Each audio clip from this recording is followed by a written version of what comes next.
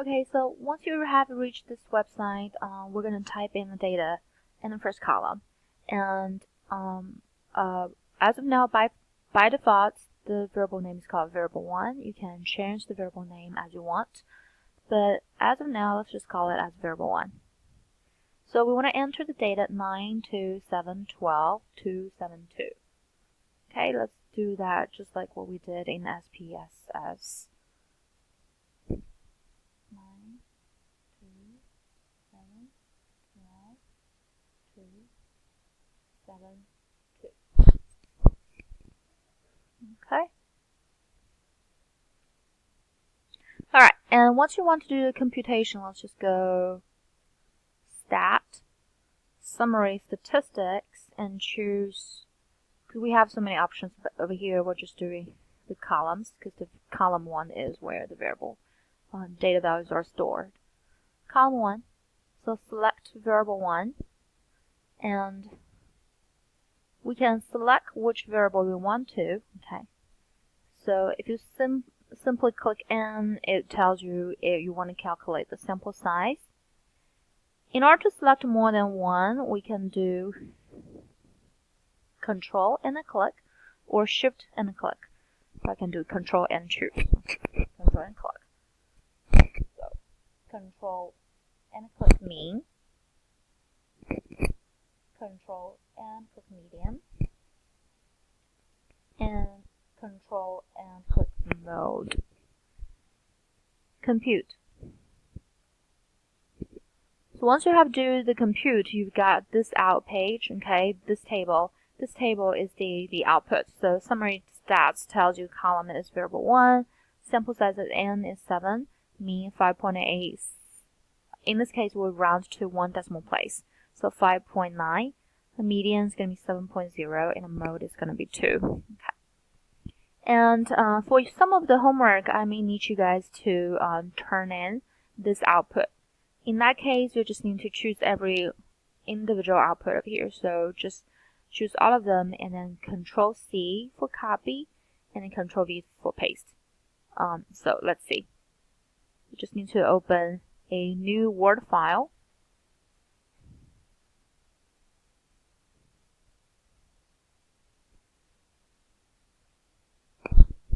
Control C for copy and Control V for paste. So in this case, you can copy and paste the table for any outputs. Okay.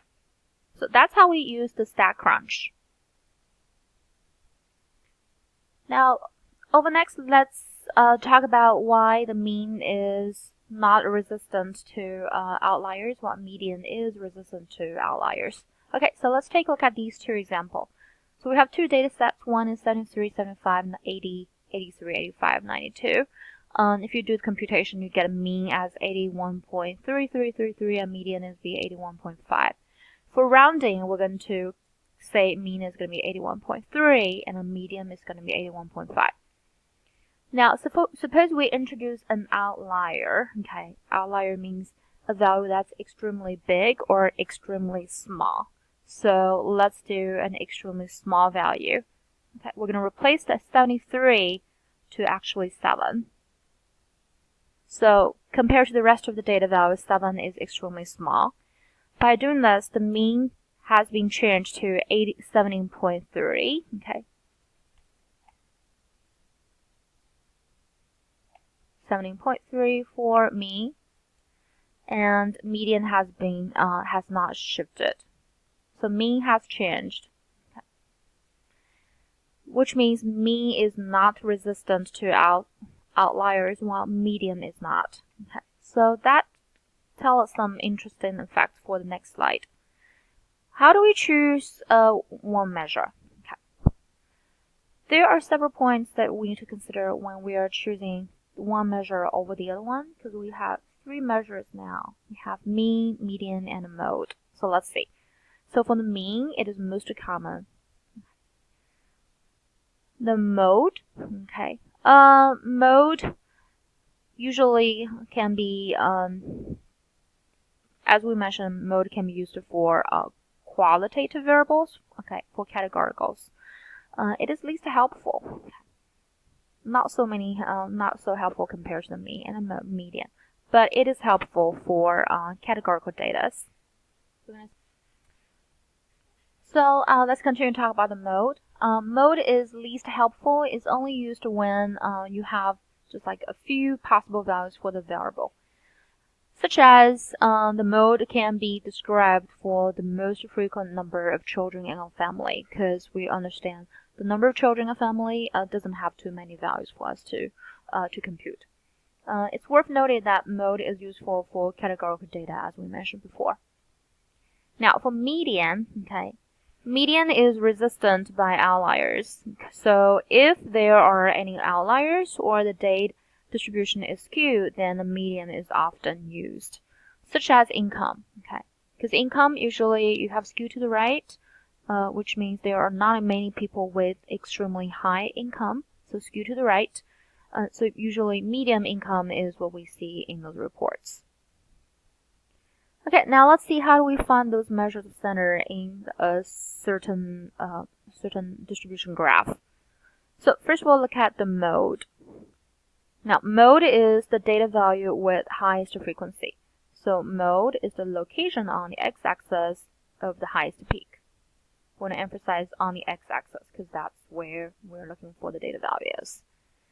Now, median, okay, median is to the middle of the sorted distribution. So it's the value of the variable with half of the area to the left and half of the area to the right. For the mean is the average of all the data values. So we call it as the balance point of the distribution, which means if you think about using a scale to put your distribution on the scale, where the left and the right is going to have to be balanced. Where do you put the center of the scale be? So that's going to be the mean. So we're going to illustrate this by using the next example here. So we have a distribution that is given. Okay. This distribution has a tail to the right, so that's skewed to the right.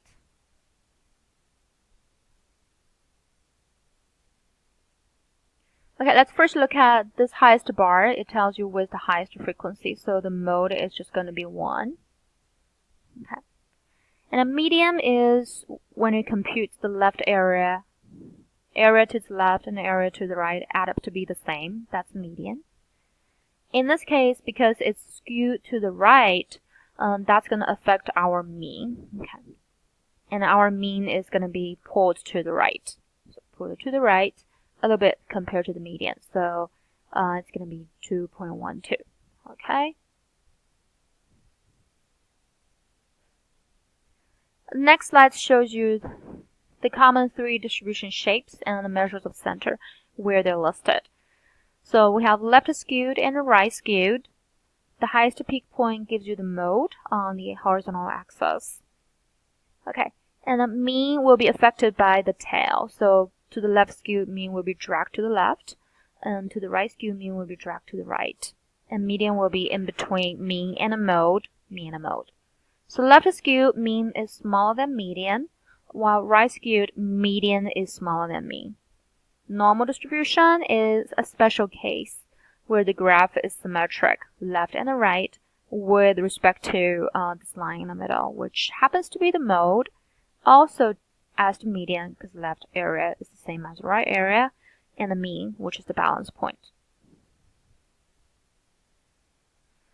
Okay, for these 3 measures of center, sometimes it doesn't make sense for a particular set of data, so we should always think about whether it makes sense to do it. Okay.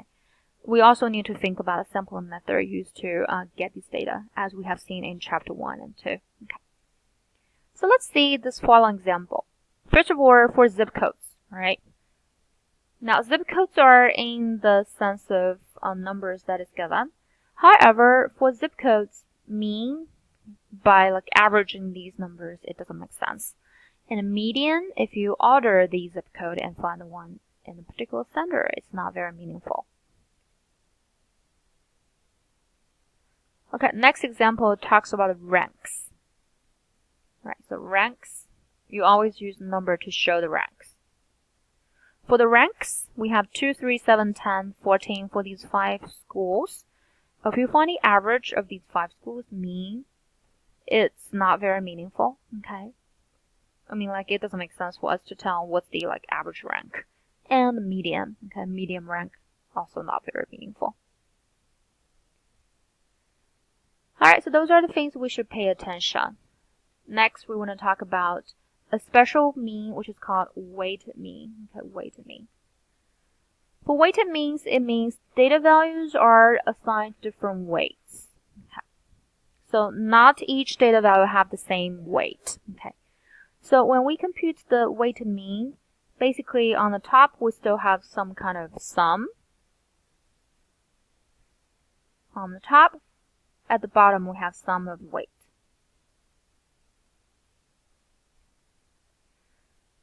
So the top item we're doing sum of weight times the variable x. So each x times with its weight, and then to the bottom, let's calculate how many of these weight there are. Okay. So we're going to use this student age for example. So we have age of student in a college class given in the left column, 18, 19, 20, 21.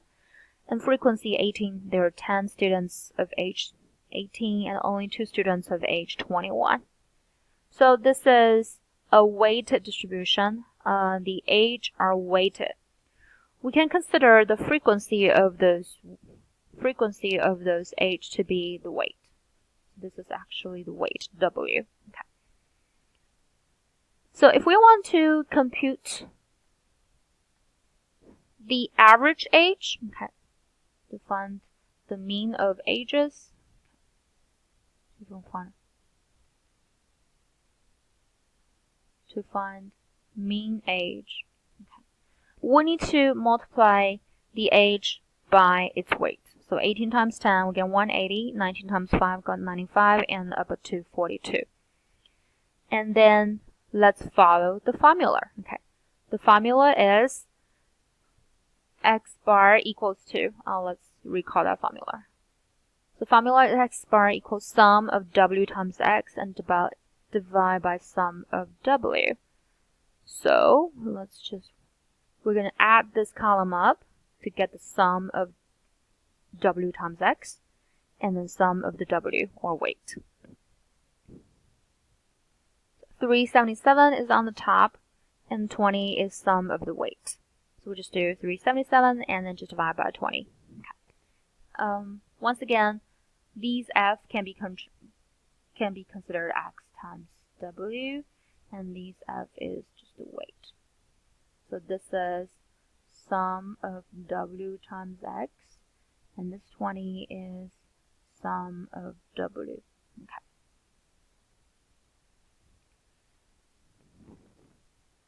Alright, what happens if... Okay, so let's see. We can try to break this down. So x bar will be 377 divided by 20, and keep one decimal place. Originally you come up with 18.85, so we can round this up to 18.9, right? And basically that tells us we're just adding each individual age up. So 18, there are 10s of the 18s, and 19, there are 5 of the 19s, and 20, we have 3 of the 20s, and 21, we have 2 of the 21. Total number of students, we have 20. Okay. That explains why do we do sum of x times w and divide by sum of w. Now, if relative frequencies are given instead of frequencies, we do the same thing. So the relative frequency for age 18 is 0.5, 20%, and 19 is 25%, and 20, let's suppose we have 18 given with frequency 0.5. Yeah, so 19 is 0.25, 20.15, and 20.1. So you just do, this is the weight. Okay, again, this is the weight. Here is the weight. Here's the x. Here's w times x. So just multiply these two columns, x times w got 9. 19 times 0.25 got 4.75. And 20 times 0.15 got 3. and 21 times 0.1, we got 2.1. Add them up, we got 18.85, and total weight is going to be 1.